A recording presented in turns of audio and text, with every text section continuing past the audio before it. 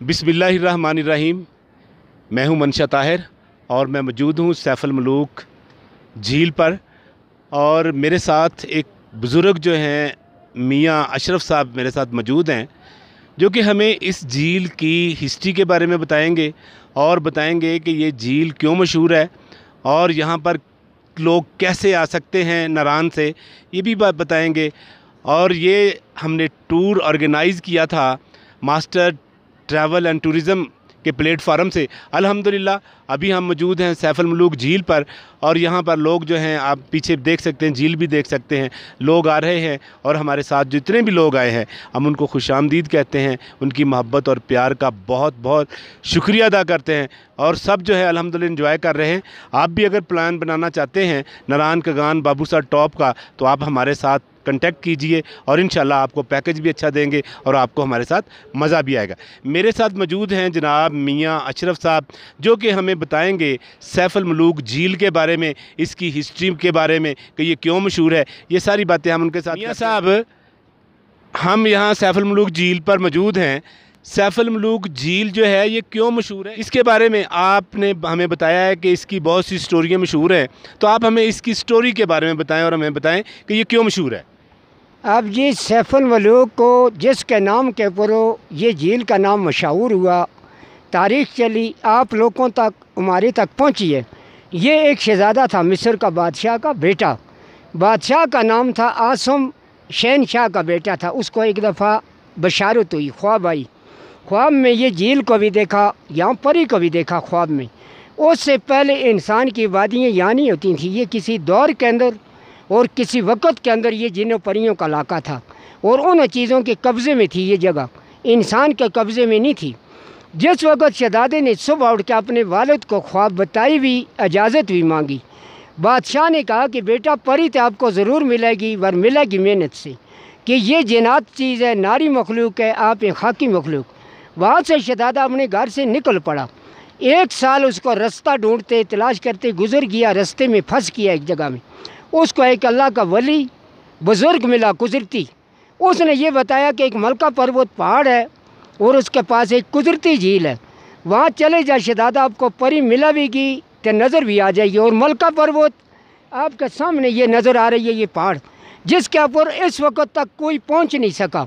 बड़ी टीमों ने कोशिश की थी इसके लिए, पर वो नाकाम भी हो गई, इससे मर भी गई।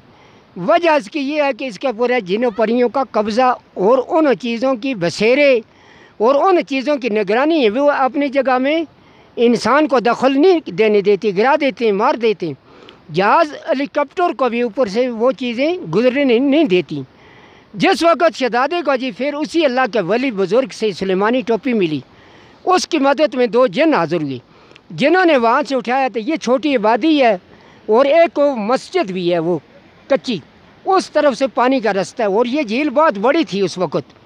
ये यहाँ आप उतरे गाड़ियों में, वहाँ तक झील थी। ये नाला नहीं था जो वक्ती है, ये कैसे पहाड़ क्लोज़ बंद थी और बहुत बड़ी झील थी। जिस वक़्त शहज़ादे ने ये झील देखी, उसने कहा कि झील तो ये है जो मैंने ख्वाब में देखी थी। फिर उसने यहाँ 40 दिन अल्लाह की इबादत की है। 40वें दिन के बाद चाँद की 14वीं रात है, उसने देखा था झील में परियां उतर के खेल रही हैं और नहा रही थीं।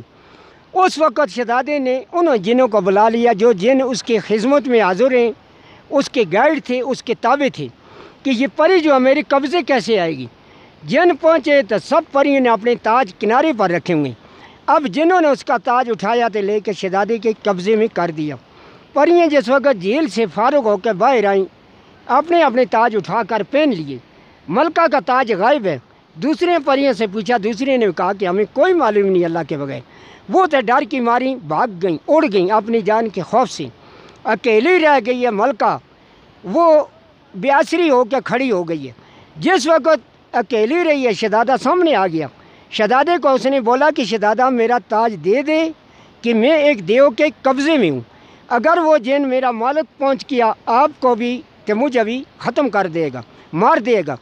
शहज़ादे ने ये बात नहीं मानी। शहज़ादे ने कहा जो कुछ अल्लाह करेगा, ताज नहीं देना, अब मेरे साथ चलो। यहाँ से हासिल करके ले गया नारान की तरफ। अल्लाह से दुआ मांगते गई। जो परियां वापस गई थी उन्होंने फौरी जाकर देव को इत्तला दी کہ मलका तो आज हमसे जुदा हो गई। देव पहुंचा, देव ने फौरी ये झील को अगर से तोड़ा, यहाँ से ये गैप जो कट है उस वक़्त का, ये नाला उस वक़्त का बना है, ये फ्लड किया है, सैलाब जाकर नारायण में पहुंचा। परी और शहजादा अगर रास्ते में उन्होंने अल्लाह से दुआ मांगी कि बारी ताला इस मुसीबत से हमें बचा दे। अल्लाह की कुदरत है, ज़मीन फट गई, ज़मीन के अंदर एक गार बन गया। जिस गार के अंदर उन्होंने पनाह ली है वो गार इस वक्त भी मौजूद है नीचे नारायण में।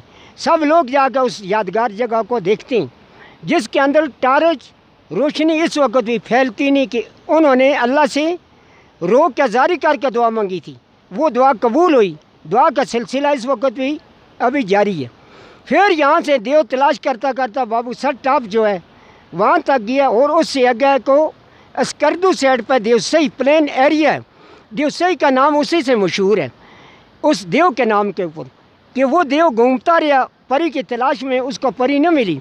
आगे जाकर एक पहाड़ पर उसने छलांग लगाई है गुस्से से और सदमे से। उसी पहाड़ के ऊपर कहते हैं कि देव जिस वक्त गिरा है उसका सांस निकल गया, मर गया परी के सदमे से।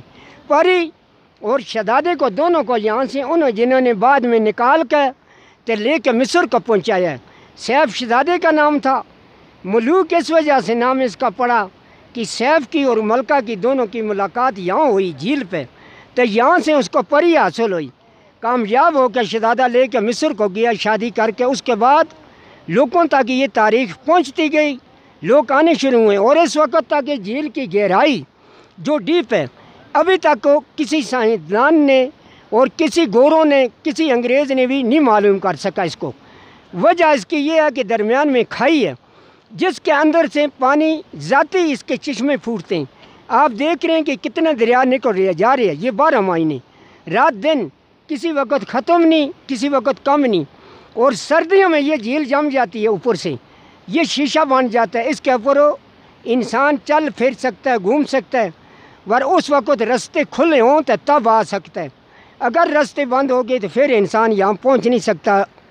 और इस वक्त आप लोग 10,500 फुट की बुलंदी पे खड़े हुए पहुँचे हुए, 7,000 इससे ऊपर है मलका पर्वत की हाइट। और 3 महीने का मेन सीज़न है इन इलाकों का, रश के दिन जून जुलाई अगस्त, इसके बाद सर्दी भी है और इसके बाद उन बर्फबारी के दिन भी आ गए। ये कुछ इसकी मालूमात तारीख थी स्टोरी सैफुल मलूक के बारे में, अभी ये मुकम्मल हो चुकी है जी। ये थे मेरे साथ मियाँ अशरफ साहब, जो कि हमें सैफुल मलूक झील के बारे में बता रहे थे कि ये जिन्नों परियों की कहानियों से मंसूब है। एक शहज़ादा था सैफ और एक परी थी मलूक, और सैफुल मलूक इसीलिए नाम पड़ा कि उन दोनों की मुलाकात इस झील पर होती है और इसका नाम जो है सैफुल मलूक पड़ता है। तो मियाँ अशरफ साहब, आपका बहुत शुक्रिया कि आपने हमें इसकी हिस्ट्री बताई। Thank you so much. खुश रहें और खुशियाँ बांटें।